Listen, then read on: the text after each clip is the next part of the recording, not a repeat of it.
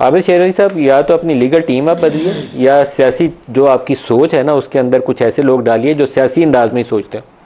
देखिए मलिक साहब, हमारी पॉलिटिकल सोच है और नवाज शरीफ साहब कभी भी एक्सट्रीम पे नहीं जाते, क्योंकि वो इस खुद इन मामला से गुजरे। जिस तरह PMLN पे पाबंदियां लगी गई, PMLN को 2018 में जिन प्रोसेस से गुजारा गया, 2018 के बाद गुजारा गया, वो PTI उस चीज़ का हिस्सा रही है। लेकिन अगेन ये एक पॉलिटिकल डिबेट है और लीगल डिबेट है। मैं आपको पहले भी कह चुका हूँ कि हुकूमत एक रेफरेंस दायर करने उनका राइट बनता है, करना भी चाहिए। फॉरेन फंडिंग केस का फैसला नहीं हुआ, क्यों नहीं हुआ, ये चीज़ें देखें, एक बहस तलब है। अगेन ये सुप्रीम कोर्ट में जाएगा, सुप्रीम कोर्ट इसे अपहोल्ड करती है या स्ट्राइक डाउन करती है, ये उसका मसला है। हमने कभी भी विक्टिमाइज नहीं किया किसी बंदे को। ये उनके 9 मई के किए हुए काले करतूत हैं, आप भी उसके शायद हैं।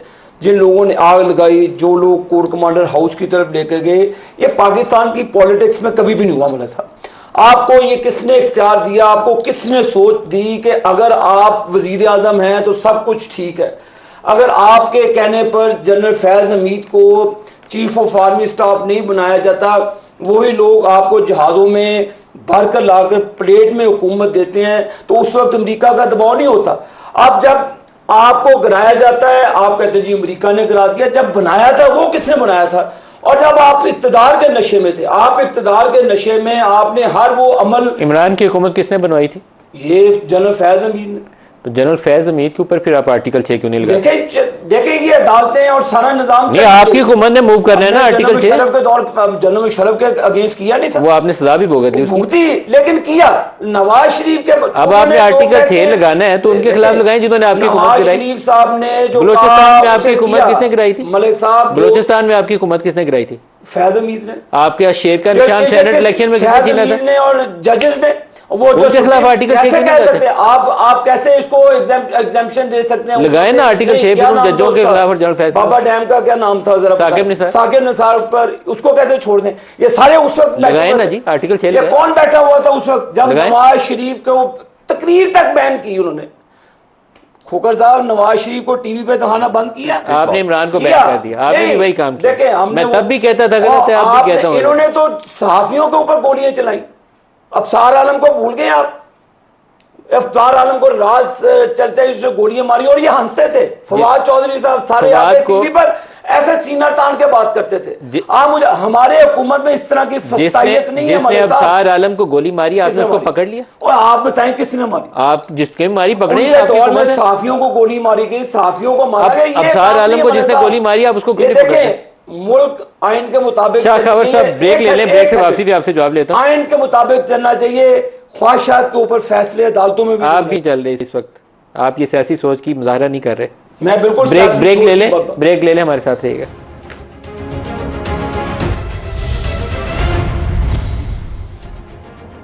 प्रोग्राम में दोबारा खुश आमदीद कहते हैं। शाह खबर साहब, सियासी एतबार से आप क्या तजवीज़ करते हैं? ये जितना पोलराइज्ड इस वक्त माहौल है, इसमें मज़ीद इजाफा ही होगा, आग ही लगेगी, तो हम पाकिस्तान में क्या ये अफोर्ड कर सकते हैं? देखिए, अफोर्ड नहीं कर सकते। मैं समझता हूँ कि इस वक्त एक वसी तर डायलॉग की ज़रूरत है। तमाम पोलिटिकल पार्टीज़ में, तमाम स्टेक होल्डर्स में। मैं बरमला कहूँगा अदलिया को भी बीच में शामिल करें, आप एस्टेब्लिशमेंट को भी बीच में शामिल करें, आप जो सहाफ़ती तंजीमें हैं उनको भी शामिल करें। एक जब तक आप एक बैठ के एक जनरल कंसेंसस डेवलप नहीं करेंगे कि हमने करना क्या है, हमने जब तक ये अपने आप को जो है वो तैयार ना किया कि हमने किसी की जो है वो बंदूक के लिए जो है अपनी शोल्डर नहीं प्रोवाइड करना, हमने किसी को लेट डाउन करने के लिए दूसरे की सीढ़ी इस्तेमाल नहीं करनी। देखें, ये 2013 में जब PMLN की गवर्नमेंट आई थी तो किसने धरना शुरू किया था? जितने भी था सर, एस्टेब्लिशमेंट ने बैक किया था इमरान खान को। मैं ये कह रहा हूँ कि आप क्यों अपना कंधा देते हैं दूसरे की बंदूक के लिए, गोली के लिए? ये सब ने गलतियां की हुई हैं, मैं आपको बताऊं, सबसे गलतियां हुई हैं। और मैं ये समझता हूं कि अभी सलमान अकरम राजा साहब जो अभी फरमा रहे थे कि ये खलंडरे से बच्चे की जो है वो जिद है या वो काम है, आपको भी इस खलंडरेपन से निकलना पड़ेगा, आपको भी सीरियसली चीज़ों को लेके सोचना पड़ेगा।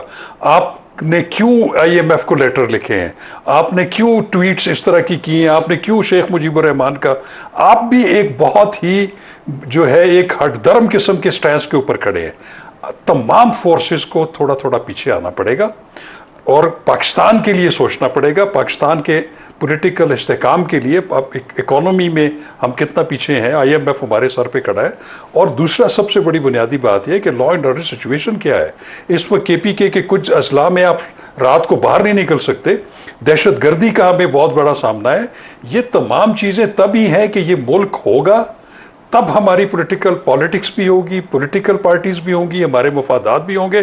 खुदारा मैं तो ये कहता हूँ कि कोई एक शख्स आगे आए, और उसके लिए मैं हमेशा एक बात करता हूँ। मुझे याद है कि जब आसफ सईद खोसा साहब, जब वो जो असाकर निसार साहब का फुल कोर्ट बेंच था, उसमें उन्होंने एक बड़ी ज़बरदस्त बात की थी। उन्होंने ये कहा था कि इस वक्त एक वसी डायलॉग की ज़रूरत है और सदर मुमलिकत जो है वो एक ऐसा ओहदा है, इर्रिस्पेक्टिव के वहाँ कौन बैठा हुआ है, वो एक यूनिटी की अलामत है फेडरेशन की। वो तमाम स्टेक होल्डर्स को एक प्लेटफॉर्म के नीचे लेके आए, उन पर वसी तर डायलॉग करे, उधर पैरामीटर्स तय हों और उसूल जो हैं वो गेम के उसूल तय हों, और उसके बाद फिर आप पॉलिटिक्स करें। इसके अलावा कोई हल नहीं है। सलमान नकम राजा साहब, जो पीटीआई का ऑफिशियल अकाउंट है, आज जनरल आसिम मुनीर का बाकायदा नाम और तस्वीर छाप के उन्होंने जो नुकात नीचे लिखे हैं, आपकी सियासी सोच के मुताबिक उसमें से बहुत सारी बातें सही होंगी, लेकिन दैट ऑल्सो शोज़ कि हम फ़ौज और एक बड़ी सियासी जमात जिसको 3 करोड़ लोगों ने वोट दिए हैं, सामने आमने एक दूसरे की तरफ बंदूकें ताने खड़े हुए देखते हैं। ये एक्सेप्टेबल नहीं है मुल्क की यूनिटी और इस्तेहकाम के लिए। तो there should be a way out. सियासी सोच, हिकमत अमली वो कैसे होगी? एक डायलॉग हो सकता है तो डायलॉग करें, आपस में बैठ सकते हैं वो करें, कोई तरीका कार आप सुजेस्ट करें। खावर साहब ने एक अच्छी शाह खावर साहब ने अच्छी बात की, आप तजवीज़ करें। देखिए, बिल्कुल एक तरीका कार हो सकता है, लेकिन हमें हकीकत को पहले मानना होगा ना। हकीकत जो है वो यही है कि हमारे से इलेक्शन जो छीना गया, जो एक शबखून हुआ, वो कोई सियासी जमातों ने नहीं किया। देखिए, इस बात में किसी को कोई इबाहम नहीं होना चाहिए। हमारा जो गिला है, जो हमारी शिकायत है, वो इदारों से है, इलेक्शन कमीशन से है। आप जानते हैं क्या हुआ उस रात, हम सब वहाँ मौजूद थे।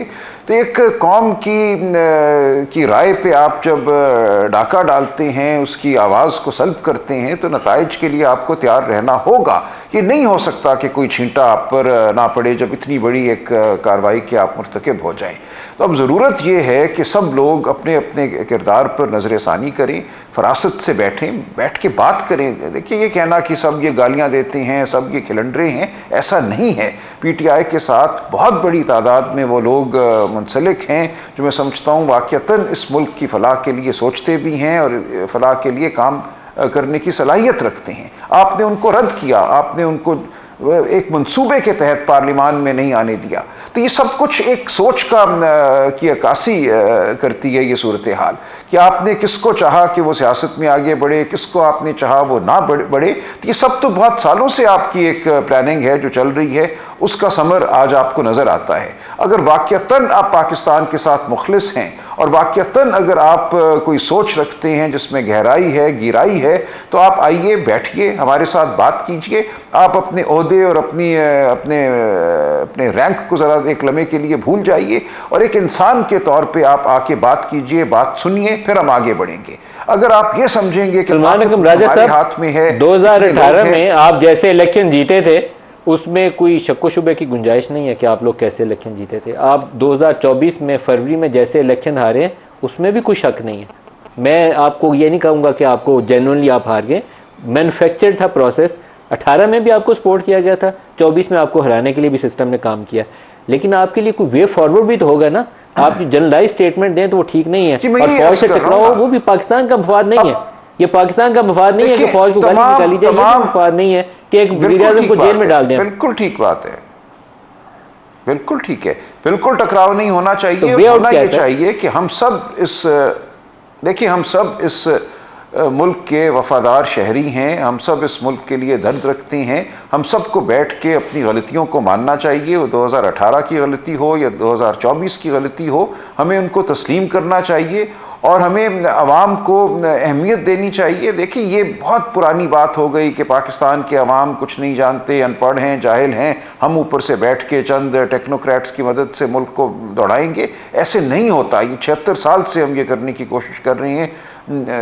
सन 60 की दिहाई में और टेक्नोक्रेट होते थे, 80 की दिहाई में कोई और आ गए, फिर हमने देखा 2000 में और आ गए और मुल्क नीचे से नीचे जाता गया। तो हमें सबको बैठ के ये सोचना होगा कि आगे बढ़ने का तरीका क्या है। जो बजट आया है ये पाकिस्तान की आवाम के चेहरे पर एक तमाचा है। जिस तरह सैलरीड क्लास को, जो तनख्वाहदार तबका है, उनको निचोड़ा गया है, उससे नज़र ये आता है कि जहनी एक किस्म की एक बैंक्रप्सी है, जहन में कोई सोच नहीं है फलाह की, आगे बढ़ने की। तो आप बैठिए, हमारे साथ बात कीजिए। हमारा ताल्लुक़ लोगों के साथ है, गलियों में, घरोंदों में, गाँव में जो लोग बसते हैं उनकी आवाज़ आप सुनिए, हम आगे बढ़ पाएंगे। आप एक किसी बंद कमरे में बैठकर कितनी ऊंची फसील क्यों ना हो, आप फैसले नहीं कर सकते।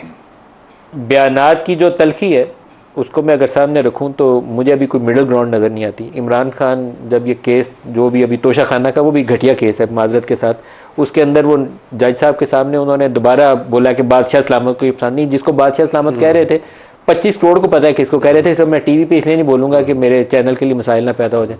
तो आपको अगर मिडिल ग्राउंड स्ट्राइक करनी है तो डिसेंट लोग, सलमान रकम राजा इंगेज करें, कुशाह महमूद कुरैशी किसी को इंगेज करें, तो मिडिल ग्राउंड आ जाएगी कहीं ना कहीं। गालियों से तो मिडिल ग्राउंड नहीं है। बिल्कुल मिडिल ग्राउंड निकल सकती है, लेकिन उस मिडिल ग्राउंड के निकालने के लिए तहरीक इंसाफ को अपनी सोच के अंदर भी एक मुस्बत पॉजिटिविटी लेकर आनी पड़ेगी। अभी सलमान भाई की जितनी गुफ्तगू मैं समझाऊं उसमें उन्होंने कहा कि आप आइए हमारे साथ बैठिए, चाहे जितना मर्जी है, बड़ा आपका रैंक हो, ओहदा हो। मुराद क्या है? मुराद ये है कि हम आर्मी चीफ से मुज़ाकरात करना चाहते हैं। मुराद क्या है कि हम एस्टेब्लिशमेंट से बात करना चाहते हैं। दीगर जो पॉलिटिकल फोर्सेज हैं वो भी पाकिस्तान के लेजिटिमेट स्टेक होल्डर्स हैं। आप उनके किरदार को इस तरह मिनिमाइज नहीं कर सकते। जब आपने सवाल पूछा तो शुरू में उन्होंने कहा कि जी बिल्कुल हमने ये अपने अकाउंट से ट्वीट किया, हम ये बिल्कुल हमारा दावा है कि जो हमारे इलेक्शन के ऊपर शब खून मारा गया वो इदारों की जानिब से मारा गया। तो जब जिन्होंने आपके मैंडेट के ऊपर शब खून मारा तो फिर घूम फिर कर आप कहते हैं कि हमने बात भी आप ही से करनी है। आप बाकी पॉलिटिकल फोर्सेस के साथ बैठने के लिए तैयार नहीं है। इसमें बाकी सियासी जमातों का भी कसूर है कि जहां पर पॉलिटिकल विक्टिमाइजेशन हो रही हो, जहां पर ऑपोजिशन लीडर के घर पर छापे पड़ रहे हो, तो वहां पर आप वो माहौल ही नहीं क्रिएट कर रहे कि जिसके अंदर गुफ्तगू हो सके। लेकिन तहरीक इंसाफ को ये बात भी अपनी क्लैरिटी के साथ करनी होगी कि जी हम पॉलिटिकल फोर्सेस को रिकग्नाइज करते हैं, भले हमारे उनसे सियासी इख्तलाफात हैं, लेकिन वो इस मुल्क के लेजिटिमेट स्टेक होल्डर्स हैं और हम उनके साथ बैठने के लिए तैयार हैं at the exclusion of establishment. अगर हमने वापस ये आपकी जमात ये बात नहीं कहती, आपकी जमात की ऑफिशियल स्टैंस ये है कि हम नहीं बिल्कुल है। देखिए पीपल्स पार्टी और एमकेएम से बात नहीं करेंगे, ये आपकी ऑफिशियल पोजीशन है। नहीं देखिए ये एक तोहमत है। जब नून लीग का इरादा ये हो कि हमें वो नापैद करना चाहती है, बैन करना चाहती है, तो उनसे क्या बात हो। देखिए बात तो हो रही है, असेंबली में हम मौजूद हैं, हम कमिटीज़ में मौजूद हैं, ऑल पार्टीज कॉन्फ्रेंस का आपकी जमात की ऑफिशियल पोजीशन है। आपके तर्जुमान ने भी और इमरान खान ने भी कहा 3 जमातों से बात नहीं होगी। वो ठीक है, लेकिन देखें उनसे बात तब होगी जब वो मौजू जो है उसको डिफाइन करें, वो माने कि हमने जमहूरी अमल को आगे बढ़ाना है, जो जमहूरी अमल पे शब खून हुआ उसकी बात हमने करनी है, हम किसी शफाफियत की तरफ जाना चाहते हैं। अगर वो ये बात करना चाहते हैं कि मट्टी पाओ, बस आ जाओ, लॉयल अपोजिशन बन जाओ, अब हम आगे बढ़ते हैं, जो हुआ सो हो गया, वो बात नहीं हो सकती। हम ये कह रहे हैं कि जो 8 फरवरी 9 फरवरी को हुआ उसके जो मुस्तफीद लोग हैं वो पहले माने कि उस दिन कुछ गलती हुई, अब हम उस गलती को ठीक करना चाहते हैं, तो फिर बिल्कुल बात होगी। लेकिन वो अगर ये कहते हैं कि हम मुश्तमिल अदालतें बनाएंगे, ये हुकूमत को आगाज करना चाहिए, पहला कदम आपको लेना चाहिए। जी सलमान रकम राजा साहब समझदार आदमी है, ये पनामा केस में पेश भी होते रहे, इनको पता है कि हमारे साथ क्या हुआ और इनको एक एक चीज़ इनके नज़र से गुजरी है। और ये जो बयानात देते थे, क्या मैंने इनको कहा था कि 2000 जब इमरान खान पे वोट ऑफ नो कॉन्फिडेंस आया, क्या मैंने इनको कहा था कि जी रिज़ाइन कर दे, असेंबली से निकल जाए? इनको नहीं पता था कि जी इलेक्शन जो गवर्नमेंट्स बनेंगी वो लीडर ऑफ द अपोजिशन और हुकूमत की मुशावरत से बनेगी, इनको नहीं पता था। मैंने इनको कहा था पंजाब हुकूमत छोड़ दे, मैंने इनको कहा था कि सियासत से किनारा कशी कर ले, खुद ये खुदकुश बम्बार्डमेंट है, खुद अपने पाँव पे कुल्हाड़ियाँ मारी हुई इन्होंने। क्या मैंने कहा था कि 9 मई का वाक़या कर दे? क्या मैंने कहा था कि ये इमरान खान ट्वीट कर दे अपने ऑफिशियल अकाउंट में, बाद में मुकर जाते हैं? मलिक साहब देखें, हर ये चीज़ ख़राब करते हैं, बाद में मुकर जाते हैं। सलमान अकरम राजा साहब को मैंने कहा है कि आप पार्लियामान के अंदर बैठे हैं, इलेक्शन रूल्स बनाए, जो भी बनाए, पार्लियामान, दुनिया में पार्लियामान के अंदर बातें, बाहर तो आप गाली गलौज करनी है, वो तो आप पहले भी कर रहे हैं, उसके लिए फिर सारे तैयार हैं, ना मैं मानूं ना मैं मानूं। अगर आप सियासी बात करते हैं, अगर आप जमहूरी सोच रखते हैं, जमहूरियत की खूबसूरती पे पार्लियामेंट के फ्लोर के ऊपर है। आप जब इक़्तिदार में थे, आपकी आंखों में काली पट्टी बंदी थी, आपका एक ही मिशन था कि जी नवाज शरीफ को किसी तरीके से मिनिमाइज कर दें, मरियम नवाज को हथकड़ी लगा दें। सलमान राजा साहब, उस वक्त आपकी सोच बड़ी पॉजिटिव होती थी, जो आपके बयानात आते थे, आप उसको भी ज़रा दोहराएं कि आप माजी में क्या स्टेटमेंटें देते रहे। आपने जुल्म किया, जाते हैं आप अमेरिका में, मलिक साहब एक मिनट दे दें, बड़ी देर बाद बारी आई है, अमेरिका में जाते हैं, यूएनओ में खिताब करने, वहाँ पे कहते जी कि नवाज शरीफ के एसी उतरवा दें, नवाज शरीफ को देखें, आपकी सोच का महवर ही नवाज शरीफ है। मूंछों से पकड़ के एक एक जेल में डाल दूं, जेल में डाल दें, आप हीरोइन के केस डाल दें, आप हमें अपनी जो मेरी अपनी एहलिया का जनाजा भी नहीं पढ़ सका। आपने क्या क्या जुल्म नहीं किया हमारे ऊपर, ये काम हमने अभी आप पे नहीं किए। बात यह है कि पाकिस्तान की गरीब आवाम गुर्बत की लकीर के नीचे चले गई है, वो आपकी तरफ भी देख रही है, हुकूमत की भी तरफ देख रही है। ना फिर रहेगे बांस तो ना बजेगी बांसुरी।